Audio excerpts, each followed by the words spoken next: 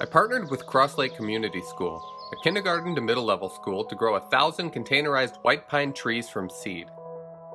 The school is perfect for this, as they're already deeply committed to environmental education, and they also have a solarium that's ready to use.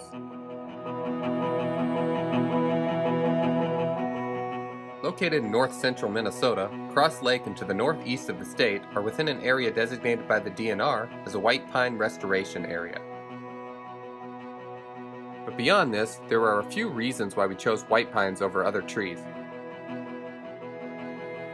Generations coming up will be of critical importance in solving the greatest environmental problem that humans have ever faced: climate change.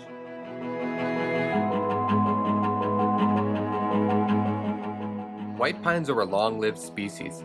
This means that they will sequester carbon for longer periods of time than other species. They can withstand a warming climate. As Minnesota will become warmer, we are in need of forests that will not die out as a result. When white pines are harvested, they are typically used as building materials. Even in use as wood for homes, cabinets, and flooring, they still hold the carbon that they took in. This will extend the sequestration period even longer. The vision for this program is that the kindergartners will plant the seeds and care for them in the solarium, and older grade levels will transplant them into their permanent locations. Those trees can be mapped using GPS and cataloged and plotted in GIS by the older students.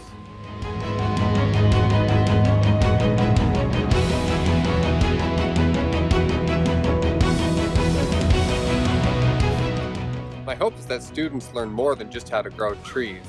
I want them to have a vision and be able to make that vision reality. Rooting for Tomorrow is a program that grows as students grow, but it's more than trees. We are growing students that will care about this world.